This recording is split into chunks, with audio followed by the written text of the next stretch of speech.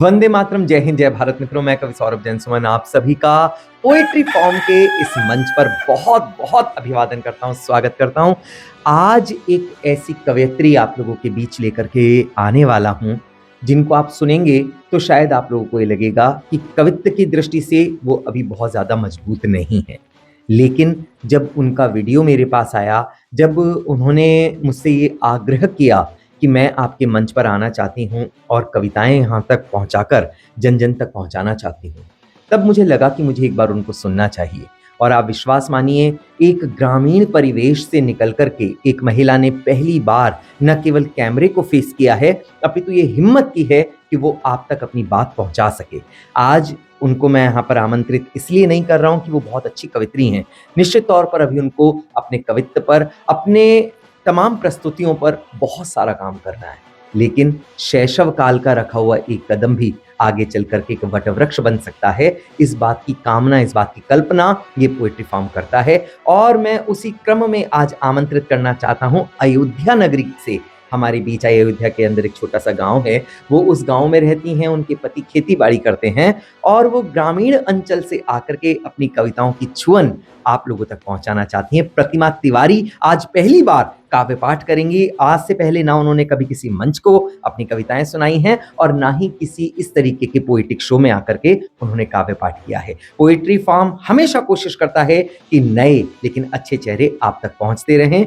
आज हो सकता है कि ये चेहरा, मैं पुनः कह रहा हूं कि कविता में हो सकता है कि वो निपुण ना हो, लेकिन कहीं अगर आप लोगों का उनको संबल मिला तो कविता में भी आने वाले समय में बड़ा काम करेंगी और ग्रामीण अंचल की जो महक है, जो खुशबू है, वो पूरे विश्व में लेकर जाएंगी। अतः जोरदार तालियों से आमंत्रित करें प्रतिमा तिवारी आपके बीच। मैं प्रतिमा तिवारी अवध क्षेत्र से इस पोएट्री फॉर्म से आप सभी को सादर नमस्कार करती हूँ।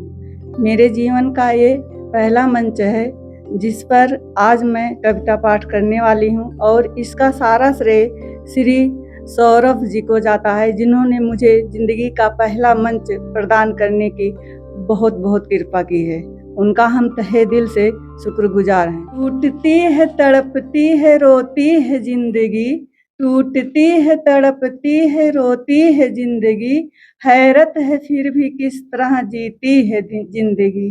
भूख मिटाते हैं लोग अपना ईमान बेचकर, भूख मिटाते हैं लोग अपना ईमान बेचकर, अंदाज लगा लो किस तरह जीती है जिंदगी। टूटती है, तड़पती है, रोती है जिंदगी, हैरत है फिर भी किस तरह जीती है जिंदगी। रंग गया है खून से लिबास मजहब का, रंग गया है खून से लिबास मजहब का, इंसानियत के नाम पर कटती है जिंदगी। मनमाना हिसाब क्यों लेती है जिंदगी, मोम की तरह पिघलती है जिंदगी।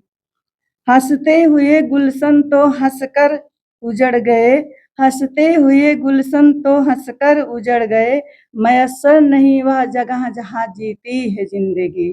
धीरे धीरे से गुजरती है जिंदगी, बिलखती है, कराहती है, आहें भरती है जिंदगी, हैरत है फिर भी किस तरह जीती है जिंदगी। टूटती है, तड़पती है, रोती है जिंदगी, हैरत है फिर भी किस तरह जीती है जिंदगी।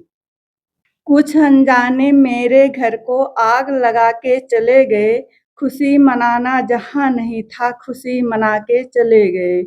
खुद तो रोने के लायक हैं, मुझको हंसना सिखा रहे, खुद तो रोने के लायक हैं, मुझको हंसना सिखा रहे, चुपके से मेरे कानों में रोना रोकर चले गए। मेले में तो भीड़ वही थी, गुमसुम थी, वीरानी थी, मेले में तो भीड़ नहीं थी, गुमसुम थी, वीरानी थी, अपने हाथों से दुकानों को लोग लुटा के चले गए। कुछ अनजाने मेरे घर को आग लगा के चले गए, खुशी मनाना जहाँ नहीं था वहीं खुशी मना के चले गए। थकन मिटाने के खातिर बैठे थे रेगिस्तान में, थकन मिटाने के खातिर बैठे थे रेगिस्तान में, थकन मिटी तो अपने पीछे धूल उड़ा के चले गए। सोच रहे थे सबसे हटकर अपनी लीक बनाएंगे, सोच रहे थे सबसे हटकर अपनी लीक बनाएंगे, हार गए तो वो मेरी ही लीक मिटा के चले गए। सदियों बाद यहाँ लोगों ने कल सोचा जलसा करूं, सदियों बाद यहाँ लोगों ने कल सोचा जलसा करूं, फिर जाने के वो जलसे में शोक मना के चले गए, फिर जाने वो जलसे में क्यों शोक मना के चले गए। उस अनजाने मेरे घर आग लगा के चले गए, खुशी मनाना जहाँ नहीं था खुशी मना के चले गए। अभी हम लोगों ने प्रतिमा तिवारी जी को सुना। प्रतिमा जी को, जैसा मैंने आप लोगों से कहा था कि वो कविता की दृष्टि से बहुत बहुत सुदृढ़ नहीं है, लेकिन कहीं अगर आप लोगों का मन उनको मिला, कहीं आप लोगों का संबल उनको मिला, तो आने वाला समय उनका होगा।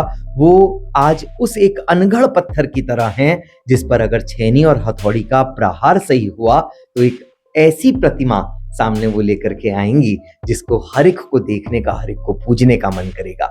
जो लोग इस मंच से आकर के अपनी कविताएं कहना चाहते हैं, गुनगुनाना चाहते हैं और उन तमाम लोगों तक पहुंचाना चाहते हैं जो कवि सम्मेलन आयोजित करते हैं, तो वो इस मंच पर सादर आमंत्रित हैं। हमारे नंबर नीचे लिखे गए हैं, आप इस पर अपना वीडियो हम लोगों को भेजें, शेयर करें। अगर आपके पास कहन की शक्ति होगी, अगर आपके पास कविता की शक्ति होगी, तो हमारी टीम आपसे स्वतः संपर्क करेगी और आपकी कविताएं जन जन तक पहुंचाने की हम लोग कोशिश करेंगे। वंदे मातरम, जय हिंद, जय भारत।